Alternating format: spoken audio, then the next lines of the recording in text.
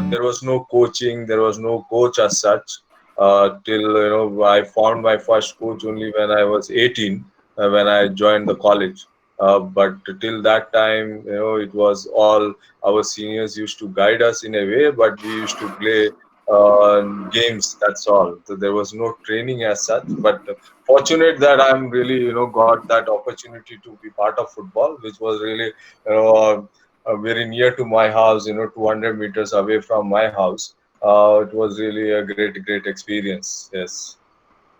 So, sir, playing football as a leisure activity is something, and pursuing a career at your time in that stage was something else. So, what gave you the push to, that thing that yes, I will do pursue a career in Indian football?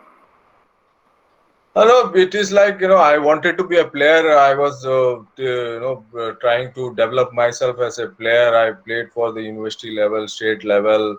But when I was 21, I really got injured badly. My knee, my ACL was torn while playing a match. And then I tried for a year to come back after the, treatment and all. But then I could not succeed.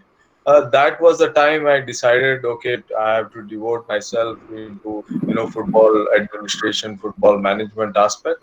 But it was not easy because there was nothing was there to, look up to, because there was nothing either in the club nor in the organizations. There were no private organizations such. Therefore, it was a hard decision to make, but then that was my passion. That is still my passion. Therefore, I'm really fortunate that I took that decision and remained there, and without, irrespective of all the struggles, all the hiccups, and lot of issues was there in my days when I was growing up to become something, trying to do something in football. But then at the end, everything happens for the good, because you once you start believing in what you believe in, and if your goals are realistic, and you remain honest to it, you are working hard for it, then you reach to your goal. And fortunate that the situation got improved in India in last 15 years or so. That's really a plus for all of us. So it has been an inspiring journey for all the budding enthusiasts who wish to, pursue a career in football, looking up to you. So you are currently the president of Delhi Football Associations. Delving directly into the today's topic, that is the grassroots football initiatives and the way forward for grassroots football in India. I would like to ask you that what are the several steps that Delhi Football Association is taking to back grassroots development and structure it properly? And if you could please tell us about the Smart Card initiative, the very innovative initiative that Delhi Football Association has taken under your belt. See, in Delhi, I've become president for 2 years before. Yeah, it's nearly around 26 months now, 27 months. Our focus is grassroots football, women's football, coach education. We have, from the day one, we have tried to, focus at the grassroots level, and that's how we have the biggest grassroots league in India, with 240 teams, under 7, under 9, under 11 age category for both boys and girls. When we started, it was 176 teams, and now we have 240. And this year we were planning to have 400 teams. My vision is to have 1,000 teams in the grassroots structure. But because of COVID, I don't know whether we will be able to get anything closer to last year's even number of teams. But the focus is to develop the structure at the grassroots level, because that is where we can form a great culture, and where we will see more girls playing, more boys playing, and engaging everyone, because we want to engage the community through grassroots football. And that is where the focus has to be, because if they are given the right environment, they are given the right platform, and they get a number of games, they get good coaches, they get good encouragement, then we will see a good future for the country. And Delhi being the capital city, it has got a lot of strength, but we don't have that kind of a football culture. therefore, with grassroots football strengthening itself, the culture will change, and that is the whole focus. And we are putting considerable resources, energy, and focus in that direction, and we will definitely succeed. Because, and as you asked about the smart card initiative, because we have a platform called FD Connect, where we would like to link all our stakeholders to be part of it, and specifically the players. Every player, every referee, every coach who are part of our system will get a smart card, and this smart card contains the data with QR code, where it is for life, and we will extend all the benefit to them. And it is once in we have to register once in lifetime, and this every data of the players are stored there, even their documents also. So therefore, we don't have to collect their documents, and there is no related to age cheating also. Therefore, it is taken, this decision taken through futuristic point of view, where we will even link their profiling. We'll do the players profiling, so that they are able to get the attention of scouts also, the other clubs also. We are coming up with a new digital platform also, where this all will be linked, and we can also extend the partnership benefits to them. Because if they are registered, then they don't have to, they have the right to get into our competitions, they have the right to get into selection trials, and they have the right to get all our privileges. So it is a initiative which no other association has taken in India in any sport. But we wanted to kind of promote this during March, April, June, May, June. But unfortunately, because of COVID, we might not be able to get the required target number. But definitely this is our focus, because we want to digitize everything, the football management in Delhi. Just to emphasize on the fact that you mentioned that this is the first ever that a state association has taken an initiative such as a smart card. So, hearty congratulations for that, sir. This shows that how futuristic, thoughtful person you are. And to delve into our next question, since you mentioned that grassroots. I think you've gone to mute, Ronak. Yes, sir. Am I audible? Yeah. Yes, sir. As I was mentioning, that since you mentioned that a robust grassroots system is essential for a country's development. So in India, since you have been a part of various pockets of Indian football like Bengal or the South or West or whatever it is, so according to you, what initiatives needs to be taken in the grassroots level for us to encourage India to become a footballing nation? See, grassroots football has to exist everywhere. Yeah. And that is the beauty of the grassroots football. Because sorry, at right now, still the number of children playing football is still very low compared to our population. So therefore, there is a massive opportunity for us to spread the game to every corner of the country. So like, my vision is to every panchayat must have a grassroots program. If that happens, then we will be, kind in 15 years, 20 years, we will be superpower in football. Because right now, the number of children playing in a structured environment, in an organized environment, are still very low, and that's how we are not able to reach to our potential. And we are still not finding that level of competitive players, which we always want to have in our system.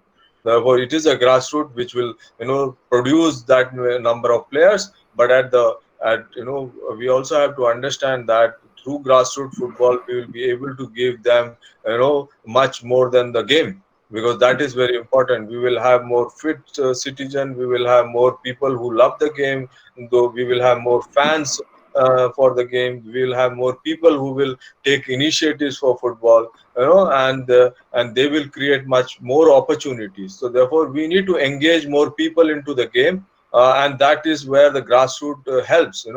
Because if you have a experience, positive experience while being a child, you will follow this for life. Even if you are not talented, if you are not gone too far in football as a professional player, but your love for the game will remain for your life. Yeah. and that is what is need to be done. And grassroots football has a huge opportunity, huge scope in India. Till we are still operating at a very 10% level, which is which is very less for us. We have to really push this number. Every state, every district, every village, every block, have to have grassroots program, and we need to bring more stakeholders into it. The government have to play a role, our schools have to play a role, municipalities have to play a role, yeah, and our clubs have to link the community with grassroots, because right now many of the clubs, many of the organizations are only talking about producing players, and they really tackle few numbers. So that number is not sufficient enough to produce right players. We need to work in thousands, in lakhs, in millions, and that's how we'll be able to see better and better quality players on the top of the pyramid. And we have to enlarge the base, because the grassroots football is the foundation of football. And if more we work there, more, because it is like sowing a seed, how you cultivate, how you irrigate your cultivation, and you get a better fruit. And that is what need to happen, because we need to pump in more resources there, we need to pump in more focus there. Yeah, we need to have more people into grassroots football, and there are no shortcuts.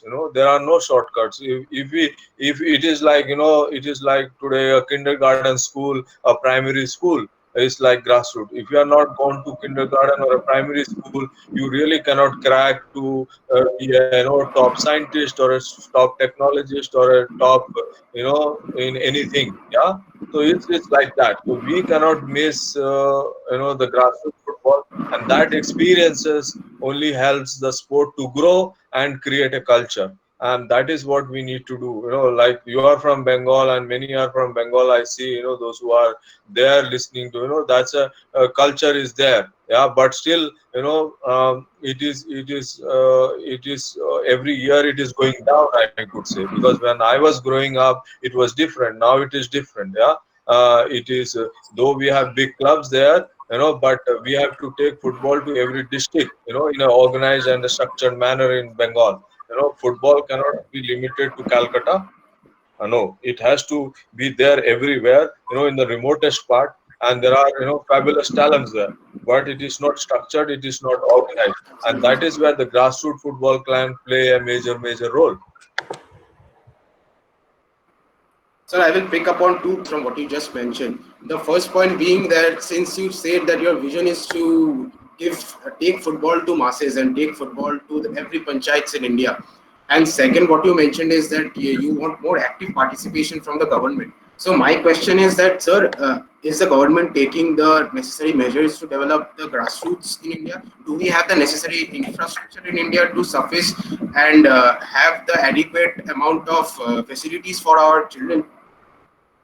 See, we cannot really blame the government, because government has got multiple responsibilities, for them to operate in every state. What we have to do is those football administrators have to engage with the government, yeah, in a way where you get their attention and resources into the programs, and there you help the footballers. The football community have to work closely with the government to frame the right policies, because they have the resources. They can link with the health budget, they can link with education budget, they can link with the social development budget, women development budget, child budget. There are so many avenues in the government where it is how you really go and discuss with them. If you only discuss football, being a football people, it won't work. We have to take discuss with the government in a holistic manner. How we as a football community can impact. You have been muted.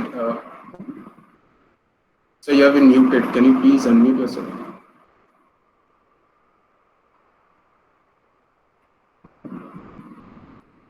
So you can check in the middle. You will see a leave call option, and in the left you will see the turn off microphone option.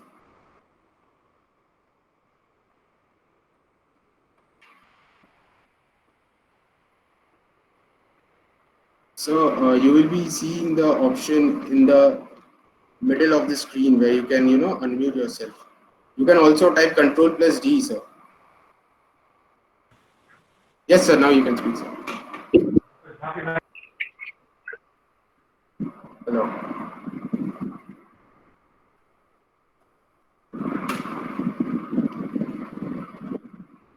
So you can press Control plus D to unmute yourself.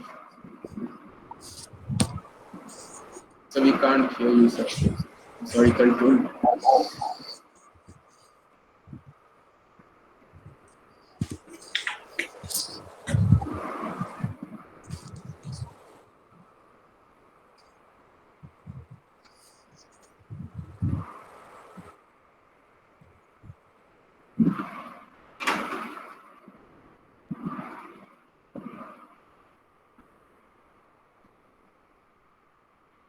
So you have to press Control plus D, sir, to unmute yourself.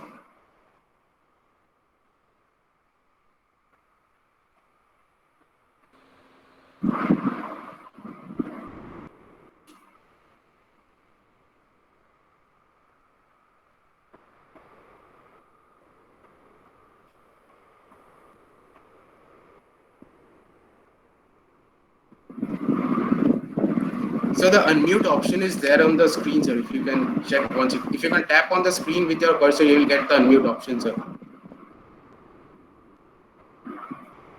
Tap the cursor on your screen, you will see a pop-up coming in the downwards where you will have the leave call option and the unmute option.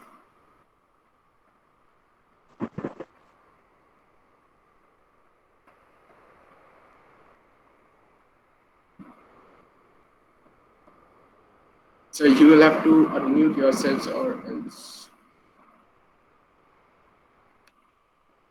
So you'll have to just tap on the screen where you will see a pop-up coming on where you will see a microphone icon, the leaf call icon in the video. Not coming.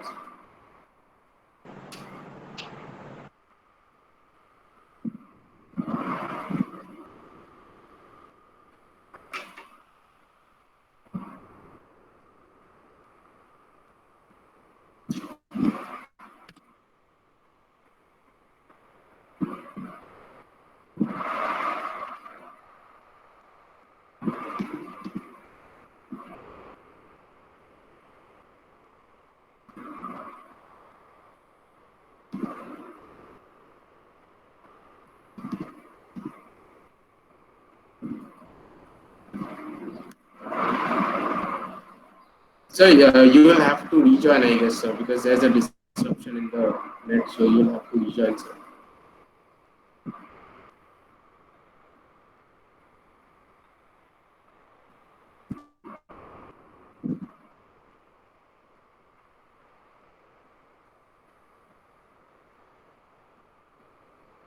So I'm audible.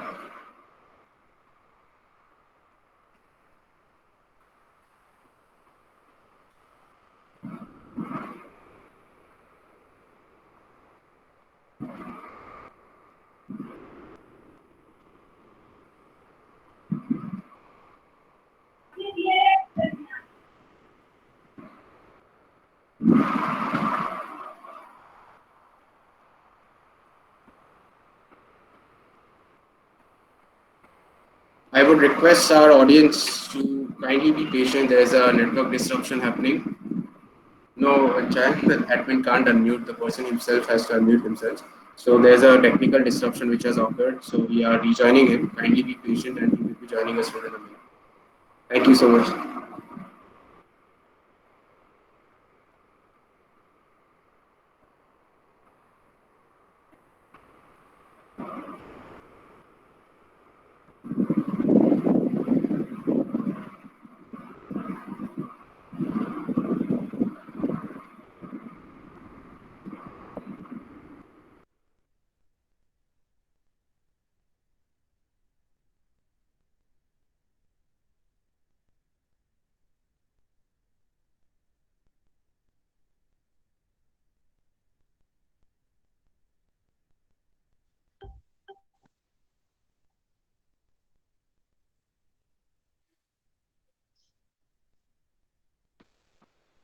I would request our audience to kindly be patient. Meanwhile, you can send in your questions, which we will be asking after the session is over from our end.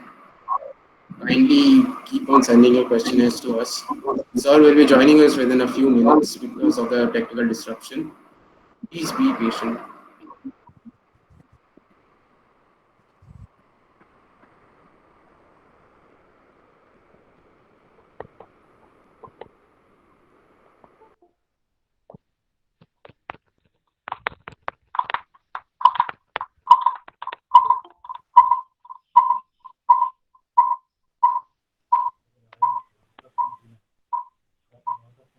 Just to inform everyone that Sir will be joining us. He has informed us he is rejoining our conversation within a few minutes. Please be patient, and meanwhile, you can all send in your questions, which we will be asking after the session is over from our end.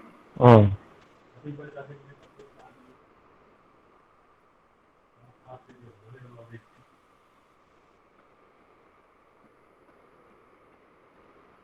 I think Sir has joined us. Sir, can you hear me? Yeah, yeah, Yes, sir. Yes, sir. You're audible now.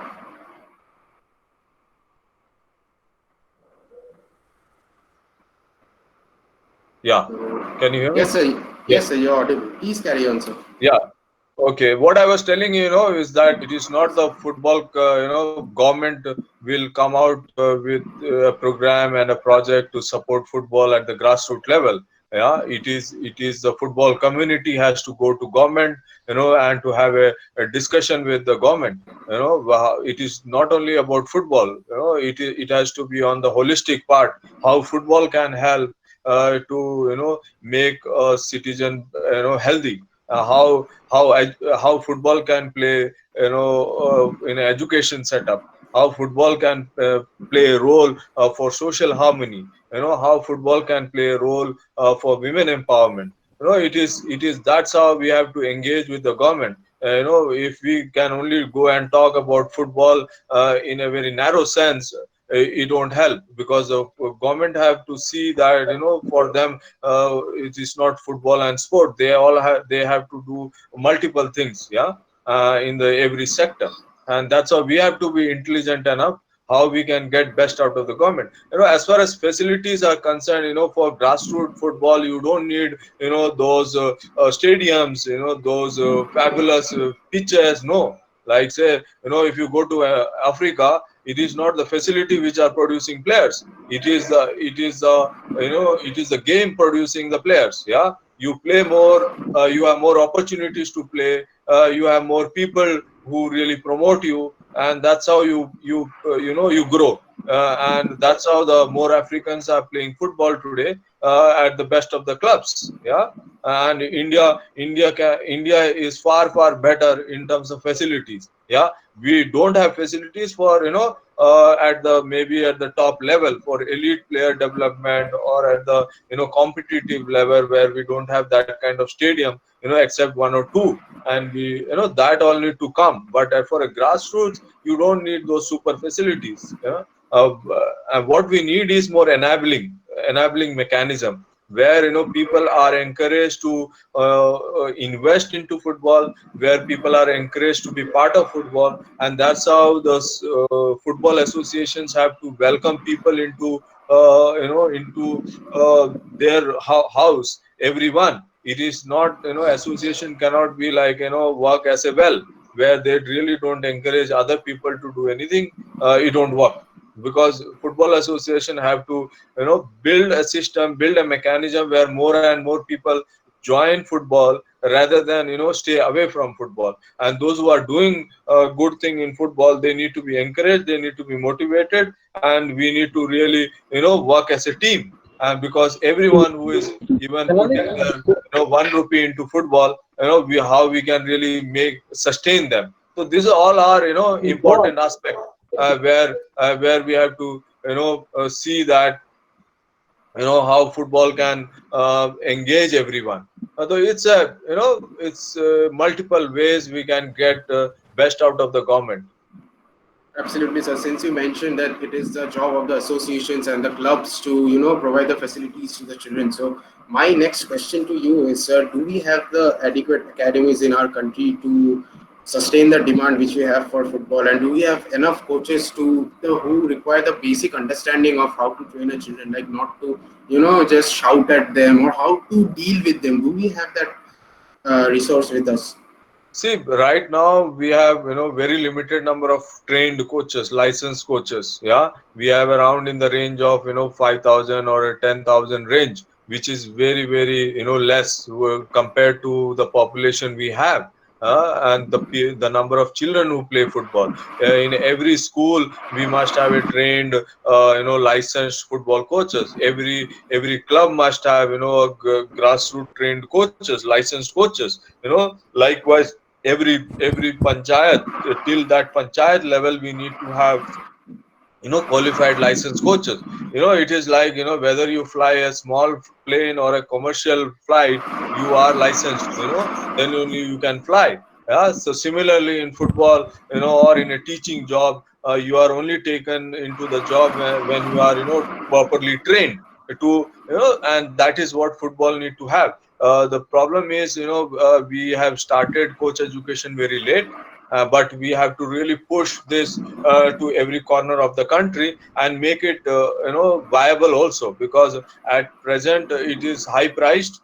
Therefore less number of people are coming into doing the courses. So how we have to price it, price it which is becomes affordable, and it is easily available. It has to be localized also, because the money you spend to get trained, get a certificate in to become a coach, has to be affordable, considering India's economic situation, those who play football, and all that we need to consider. So therefore we have to make the coaching courses available for maximum number of people, so that it really becomes attractive enough for everyone to go into a licensing program. And that is what we have to think and plan.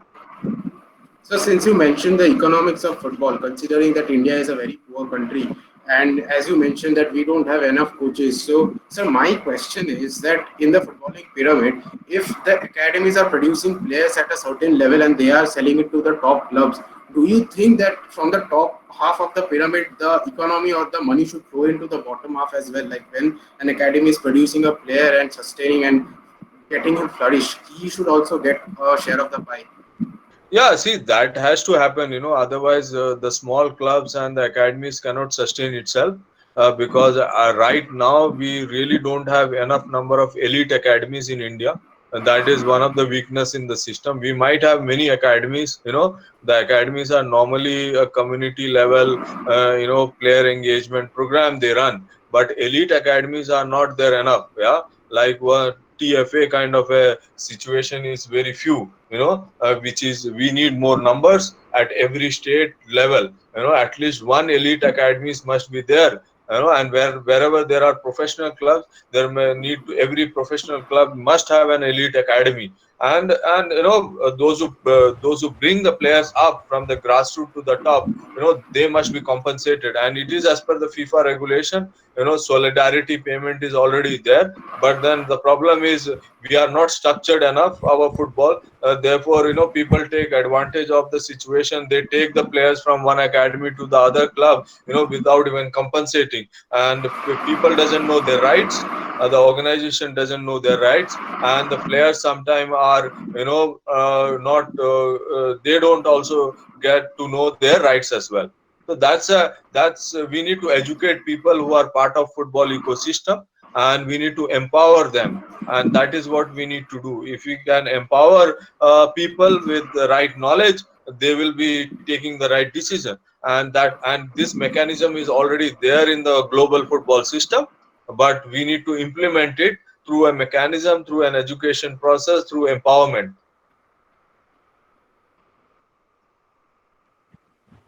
So, as Sir rightly mentioned, I would like to let our viewers know that this is a very valuable knowledge for you as well, because this is something which is regulated by FIFA. So, everyone must be aware of this. So, Sir, coming to my next question and going back to grassroots, Sir, what are the various methods that an academy or a organization can take to have mass participation for grassroots, like engaging and creating an ecosystem for both the parents and the students and coaches and referees?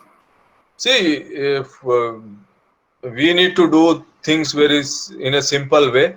Yeah. The problem is at the grassroots level, many of the organization, those who are managing football, they are doing it, they make it a lot of sound and noise, saying we will produce players, we will make them bhutia, we will make them chetri. That's a mistake one does. At that level, one need to do is give maximum opportunity to players, whoever they are, irrespective of their talent. Even if they, if even one, if you know that they are not going to be a player, but still you provide them opportunity, you don't discriminate them, on the basis of their ability, their talent. Yeah. And also, we need to think of economic situation. There are, many of them, we priced it so high, those economically weaker section of children not able to come to the program, and that is where we lose many of the talents, and it is not inclusive enough. So our program need to be inclusive enough and need to be very simple. Yeah. It is need not to do, like we have to create like a, a situation like, oh, we are doing something like a Manchester United. No, don't try to look at what Manchester United does.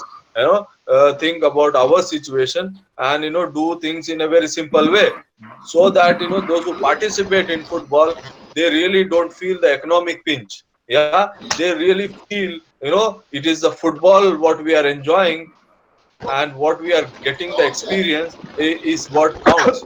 Don't buy your jerseys, don't force them to wear a proper Nike or Adidas boots, a colorful thing. Make them play, let them enjoy, and they will come back one day, with everything. That is what we need to do. The problem is we become so branding oriented, we become so colorful. We want to make it as like, we are running a Microsoft company. No, football is simple. Keep it simple. Let children play even barefoot. Yeah, it is not a problem.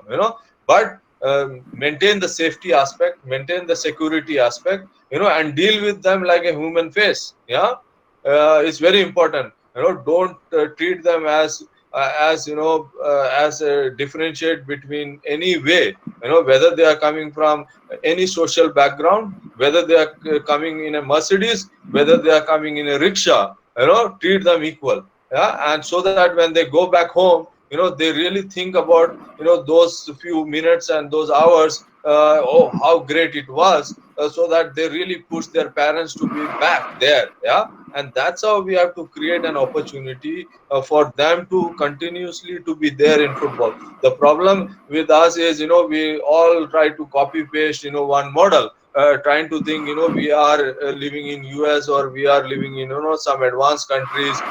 We forget the affordability factor, and that's how we have to do.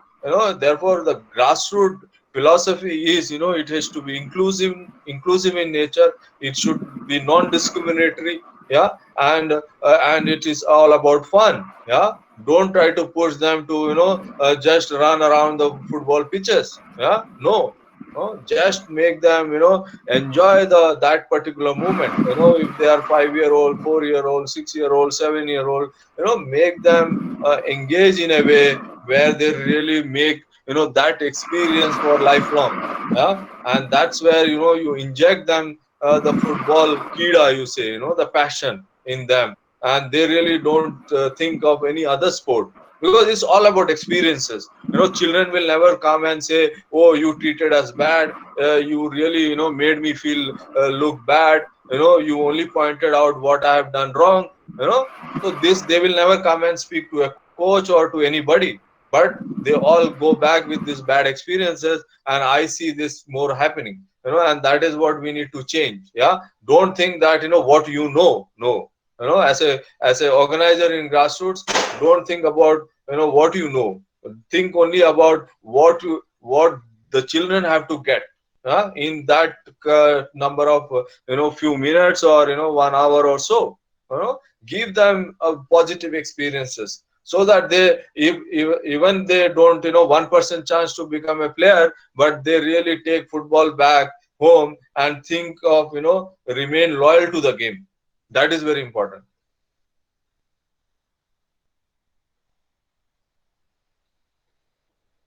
You're muted. Yes, sir. So, as you rightly mentioned, sir, is that football shouldn't be discriminatory. Football should be accessible to all. So, sir, as you have worked globally, you have been part of several initiatives and you have the experience under your belt of working globally. Sir, what is your thought about our grassroots initiatives in terms of, say, Japan, where they have already started planning for 2050, where they have declared that they are going to win the World Cup in 2050. So, they are planning for the children who are yet not born. So we also have certain academies like Minerva Academy who are trying to implement something like that. And according to you, what should be our vision going forward, and what should be the realistic vision for us if we are to have some vision for grassroots? See, it is easy to spell out vision, but it is what is important is whether whatever the vision is, are you have the capacity to implement it? Yeah, and that is what more important. Like Japan example is a very good one, but they have the capacity. They have the system, they have the structure, they have the people. Yeah, and they have the they have the commitment. Yeah, here what we have to do is in India, we have to really think long term, and we have to really engage all the stakeholders, and to believe in them. This is what we are going to do, and this is what would be your role and responsibility, and we will reach there. We have to set our vision to be playing the World Cup first. Yeah, not even before winning it. Yeah, how we can really reach the World Cup, even before how we can even qualify for the Youth World Cup. Yeah, without hosting one. Yeah, like that is more important, because how we can whether our women's team can qualify for World Cup, or whether our team can qualify for Olympics, whether we can play a quarter final at the AFC Asia Cup level, whether one of the clubs from India can play in the in the finals of the Champions League, whether in the quarter final, whether one of our player can play in the Europe or not, at what level. There are different goals can be set. Yeah, but more important is how you really engage with the stakeholders and believe in what you're trying to do, achieve as a vision, and it has to be a shared vision, and shared goals, because as one individual, one organization, you in India is a complex country, it's big, it's a continent, and therefore you have to really build football at the district level, at the state level. You really cannot think of only focusing at the top, and forgetting everything at the grassroots, at the district level, at the state level. So therefore right now there's a huge gap between how football is organized at the top and at the middle and the base. There's complete gap, and this need to be tackled in a way which something need to happen there. And the leadership in football have to think that way. What we have to do, to bridge that gap. Now everyone is trying to blame the state association or a district association, thinking, oh, they are not doing their job. But it is not that. Who is supporting them? Who is building their capacity? Who is trying to handhold them? Who is providing the resources to them? What is the motivation for them? Yeah. So that is what is one need to think, because India has a huge potential to be a superpower in football. Yeah, no doubt. In our 50s and 60s, the golden era, those players can do it. That showed that we have a great potential when they could do it with limited resources, little encouragement. Why not now? It is all about putting the right focus, and and the right people have to come into the system, because that is very important. We have to remove all those people who are really fascinated about their chairs. Yeah, chairs will not do anything. It is the people who really bring change and do right thing. That is what is required. That is what the people who really are outside the structure, but they think they are capable to bring change. They should come into the system. Yeah, and that is what is required. It is rather than criticizing from outside, come into the system and try to change. Yeah, otherwise we will never be able to change in any way. Right, sir. So, sir, moving on to our next question, it has been a very insightful session for me. I hope for the audience as well who are viewing and being with us. Please just to let them know that you can send in your questions. We will be taking them shortly. Sir, to my next question to you is that you have written a very uh, it's a great book that you have written that the name is Back to the Roots, which is completely based on the grassroots development of several countries and India. So, can you please run us through that? What is there in the book and how it is being academically used everywhere? And what is the motive of you writing the book? See, the motive of writing the book was, to spread the knowledge of football, so that the people who are part of football, who are dedicating themselves for football development, take right decision. So that they get empowered reading this book, and so that whatever resources they put in into football development comes to the right, meeting the right objective, and that was my objective, and I think. It's been a very, very satisfying journey writing a book, because I see it is being used, big way in many parts of Asia and many parts of the world. And it is being used also part of a sports management curriculum, in many universities, and even the Asian Football Confederation has made it mandatory book for their courses also. They also have as football management program. It is compulsory. They get, so therefore every Asian country in India, in Asia, has got this book, and many of them are using it. And I get daily or a weekly feedback from people who read it. But yeah, my whole the objective was to spread the knowledge based on what I have gained, the experience traveling across the globe. I felt that there is a huge scope to improve football further, and if book can be of use, it is better, because I cannot be present everywhere. But if some of them can read this book, they might find it useful, on what they do, and Great. if it can improve What their scenarios, their operations, why not? That was the whole objective, and I'm really satisfied to see that there is book is being used widely at the global level, not in India as such, because that was expected, because in India we still far long way to go in terms of that level of operations and that level of thought process in terms of football.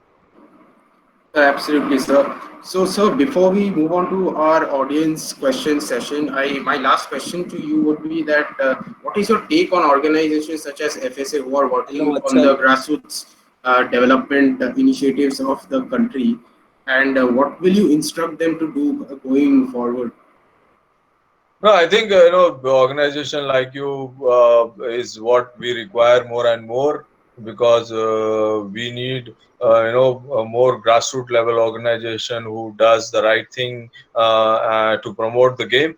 And my best wishes to you all, because it is not easy to be part of football. It's a struggle, but irrespective of struggle, everyone keeps their motivation high, the passion high, and within the struggle you are trying to do and contribute for the development of the game. So try to do things in a more simple way, and try to enlarge the participation base, and try to engage more people into it, whether you are want more organizers to be part of it. Try to spread the game. If you add one people a day, it really adds up to 365 people in a year. If you are not able to add 365, even if you add 30 in a year, you will end up adding 900 players, in the system. That is what your goal should be, because one should not try to do too many things. Yeah, that is where the problem lies. Sometimes uh, some organization, they want to produce players, they want to be an agent, they want to have a team, they want to also play in the I League. Everything is there. Is that good to have that aspiration? But then be realistic with what one does. Put the focus at the right place, so that you can use your resources at the right way, and you will get the better outcome. because if you stretch your resources, the outcome might not be what you want to see. Therefore, whether you are focusing at the grassroots level, whether it is a mass based, then focus on that only. Then if you want to develop a player, then try to start a different program with a different name, different identity, with different set of people, so that the focus doesn't go out of the grassroots football. And there is a right message comes out with the system, because too many times people think the grassroots football means only to produce players, only to produce Nest Baichung or a Nest Bhutia, and that is where we really make people think, oh, they are not the right organization, because we have sent our kid to be a better player, so that they can play Mohun Bagan or a East Bengal. If it is not happening, then you are not good. So that should not be the way one should look. If that is so, then try to put an elite football development structure, and then produce players, yeah, of that way, because that requires a considerable resources, and it might not be sustainable as well, because it is not that everyone who plays football, they have the money to pay that kind of a fee to be part of football. No, majority cannot afford that kind of fees to be part of football. And those who will sustain and become players, we will see that those who are all majority of them coming from a very poor financial background, because they have the hunger and they have the passion to sustain, and meet all the obstacles in a positive manner, and they don't see one failure as end of the world. Yeah, because organization like you will face a lot of hurdles, lot of challenges, but you have to remain positive in on the course. And if you remain on the course, remain positive and do the right thing, you will succeed. Thank you so much, sir. Since day one, we have been looking up to you, what you do, what you have been doing. We have tried you. We have been idolizing you from the very start. Thank you so much for your uh, what should I say, for the insights you have given us. So, as we move on to the audience question and answer round, we want to firstly thank our audience for joining us and being patient in listening and throwing us so many questions, which I see are very effective. So, starting with Bitan Roy, Bitan says that, sir, as we already have many equality issues with women, like women are not getting equal opportunities. So, how can we implement women's football through grassroots level, and how can we optimize the under 20 women's world cup, which is, sorry, under 17 women's world cup, which is being scheduled and in the month of January, if I'm not mistaken. So how can we optimize that situation to empower women through football? It's a very good question. What I have to say is that at the grassroots level, don't distinguish between girl and a boy. Yeah, till the age of 12. Let them play together.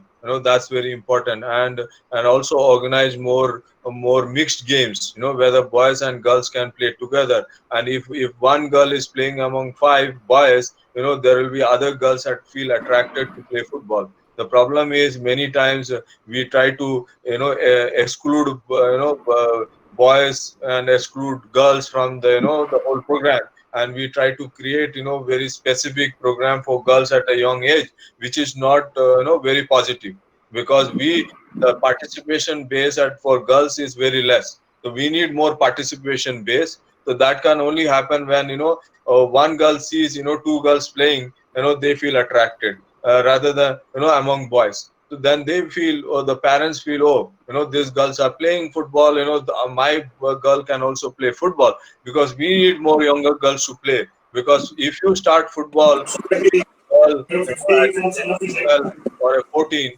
it is going to be very, very tough for to produce that level of players, because girls need more water development at a very young age, because of their body type also. So there are more girls need to be played at a very younger age. And as far as the under 17 World Cup goes, which would be kicking off from 17th February 2021, which was postponed due to COVID. it will be a huge motivation for girls in India, because they will see, best of the talents across the world playing the World Cup, and our girls will play the World Cup for the first time. It will. What I'll see is that more participation we can see in the coming months and coming year because of the World Cup, and that is what the legacy plan should be, to increase the participation base. Because if we can increase the participation base to 10,000 times, to a lakh times in India, we will see, we can really become top of Asia in 5 to 10 years time, because that's the potential we have. Because we need more girls to play and create more opportunities for girls, and it should not be like, we are just doing formality for girls. No, like to fulfill certain obligations. No, it has to be part and parcel of any football organization to promote girls, and they must get equal opportunity, equal playing time, and equal resources. And that is what we are trying to do in Delhi in a way.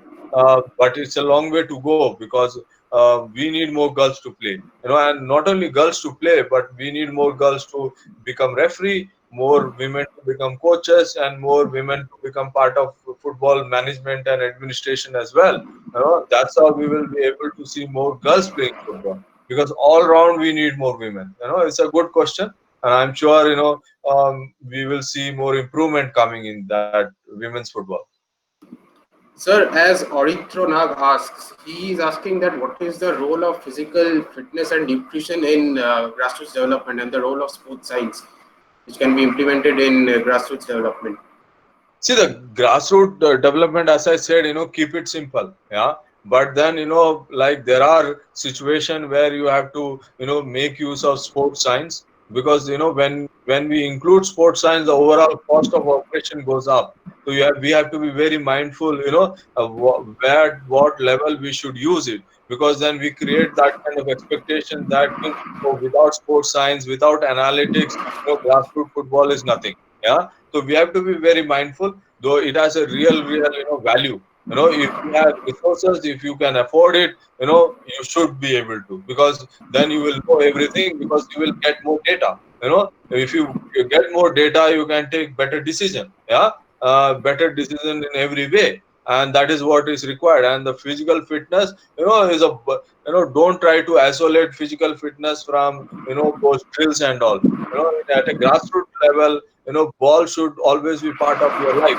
Yeah, and do all your fitness activities with ball. And that is what it need to. And you need not to, go for a marathon run, like what does typically coaches. And that kills their whole enthusiasm. Developing their cardiovascular efficiency, without ball, and going around the pitches, and that is not really healthy. We need physical fitness up to a level, but it is the program should be able to build in, what is the skill efficiency you want to see, what is the physical efficiency you want to see, what is the mental efficiency you want to see. So your grassroots program should be able to factor all that out. Yeah, because if if the children are there, and your rate of obesity is only growing, that means the children are not getting the right information. The nutrition, the parents need to be taught, parents need to be guided. Yeah, how can they take care of nutrition, because every home in India cannot afford a balanced diet. Yeah, but then what is the simplest way they can afford it? It is easy to say, oh, all higher, and they will say, oh, you eat this, you eat that, without even thinking whether one can afford it or not. Yeah, so that we have to be very mindful, because if we push all that in a very big way, people will turn their eyes, turn their face toward, away from football, because they will think that, oh, this is a very costly, expensive, unaffordable game.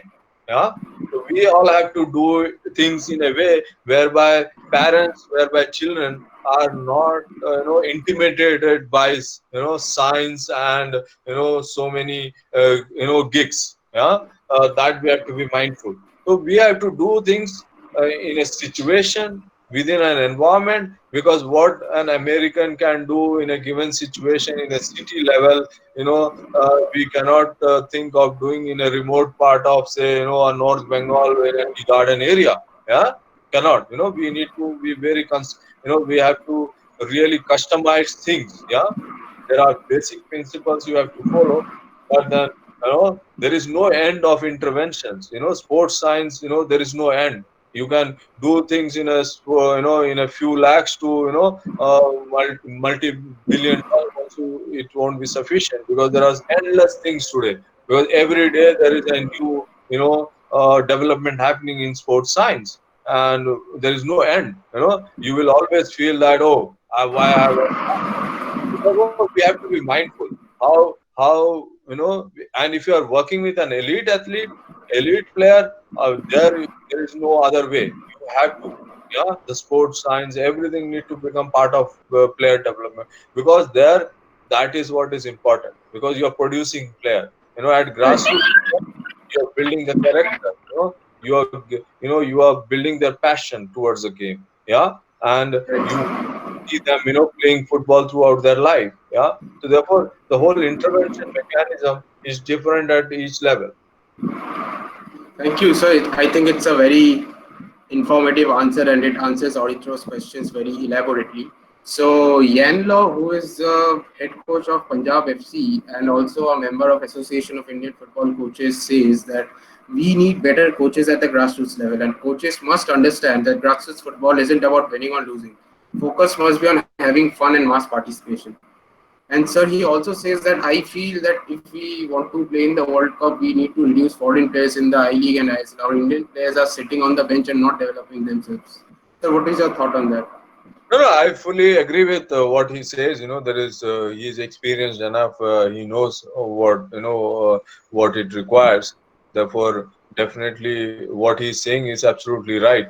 What we need is, we foreign players will always be there. Yeah, we really cannot take out. Whether it is English Premier League, whether it's La Liga, whether it's Bundesliga, we haven't reached to that level. I don't know when we will reach. Yeah, but our effort should be to produce players. Yeah, our effort should be to produce that level of players, where Indian players comes to demand. Yeah, and that is where we have to really work hard, where our players goes to Europe, and we really become a talent hub, and and that the potential we have. So therefore, we need better coaches at every level, from grassroots to the top. Yeah, and that then only we will able to produce better players, and the better players is the byproduct of the system. You might have a better coach, you might have a better facility, but if the system is not there, if there is no pathway, there is no encouragement in the system, you still not be able to produce better players. So therefore, it is, we need a lot of things in the system to come in right now. The coach is very important. We need more coaches. We need to mentor coaches, because it is not that only having license one becomes coach, better coach. No, their competency, need to be, it's a everyday work, and we need mentoring. Even if one has attained a pro license, they need also mentoring, because there is every day there is some or the other development happens. Because somebody experienced need to mentor them. So likewise, at every level we need mentors, and we need more players of that level, and at the same time we need more clubs in India, of that top level. We need 400 to 500 clubs in India, which really attracts local talents, and that's how we will minimize the foreign influence, because we will have more game time to Indians, and Indians are playing abroad. That's how we will balance it out. Yeah, and that's how we have to produce, a really big talent, who is really becomes, icon, like a Sachin Tendulkar for, in football, or a Virat Kohli for football, who really plays for some big clubs in Europe. And that's how we will see, big change. And that is what I see going to happen in Indian football before even, we qualify for World Cup. Yeah. So that's the first thing will happen. One of our player or few of our players will end up playing in the top clubs and top league in the world, and that is how our whole ecosystem will get inspiration, motivation, and we will have some major impact on our football. Absolutely, sir. I'm fascinated to see so many questions coming in from our audiences, but just to let you know, we can't take all of them. So, taking the last question from the audiences, that is Abhilash Abraham says that do you believe there is a uniform structure system in place across the footballing states in the country? And if yes, could you please elaborate? If no, what kind of structure would you suggest? And what is to be done for the grassroots development and to the elite level? What is to be done See, right exactly? now there is no system. In our football system there is no system. Everybody is working in their own way, and there is no system as such. Yeah, it is our system changes. We get a new foreign guy in the system. Yeah, if we have a new technical director who is a foreigner, if we have a new coach as a national team, everyone comes with their own system, and that system lasts as long as they last. Yeah, so therefore that is the shortcut we are working. That need to change, because we need to have our own system, which is a long-term process, which continues irrespective of those foreign people coming into our system. Yeah, we need Indian system, and managed by Indians, thought by Indians, and driven by Indians. Yeah, and that's how we will be able to sustain, and we will see a uniformity in it. Right now, uniformity is not a word in Indian football. Yeah, which is there. Yeah? It is all their own way of doing things, and we cannot fault anyone. Yeah, because nobody is trying to seek out for them to put them into a system, because it is not the words. When you call it a system, an approach, it is the whole infrastructure how you put in place, to make sure that you implement something. Yeah, it is not like writing an email, put this system. No, it doesn't work that way. You have to handhold, you have to build the capacity of the people, you have to train people, and it takes few years to build a system. Yeah, and we need to have a system which is sustainable. And right now our systems are not sustainable because those are all foreign based. It is import based. Yeah, we need to have a system which is which is Indian origin, which is can be sustained, which is a Indian guy is in the top of that. Yeah, who we as Indians have to believe in our Indians. That is what we give too much importance to foreigners right now, and they really do their shortcut, and because they know they won't be there for more than 2 or 3 years, and they want to get their headlines and go out.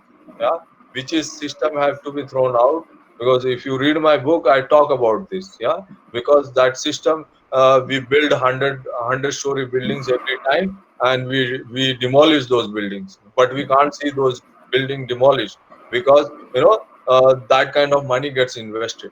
So this is a problem, and therefore this is what need to be changed, and if it can be changed, we will see better and better output from the system. Thank you so much, sir. It has been absolutely a very eye opener, I would say. It has been an eye opening session for me and I guess for the audiences as well. So, sir, before I leave you for the day, my last question to you would be that amidst the pandemic, the COVID-19 pandemic situation, the AIFF has, tried allotting some amount to the I League, but talking about the Hero Elite Leagues and the Junior I Leagues and the grassroots system of AIFF, they can completely be destroyed if certain right measures are not being taken. So according to you, what should their steps be? And sir, my second question, and which is that where do you see Indian football in the next 10 years? See, what I know, this all youth leagues. What I feel is, they should not charge any fee for accreditation for just 1 year. Yeah, and they should continue the teams which were there last season. Yeah, so that all those teams who were part of the system this last season automatically gets the opportunity to play, and they must think of continuing where they left. So that those players are not feeling that they lost opportunity, because it's one generation. Yeah, because that particular age group might not get again an opportunity to play in that level, some of them. So therefore that need to be thought through, because that's very important. And the other thing is, 10 years down the line, what I see is that our football will be 10 times better than what it is today. Our ranking will be higher than what it is today. 108, we will be definitely in the 70s, if not 60s. That I see that definitely happen, and then a few of our players playing for Europe. That is sure, yeah, and we will be top 10 in Asia. That is sure. So therefore, we will see far better environment for football in India, and we will see that many of the weaknesses of today's system will not be there. We will have a lot of strengths to talk, yeah, and we will have more Indians in the system who are taking decisions, who are driving Indian football forward. So therefore, I see only positive things in next 10 years, and we will be much better overall.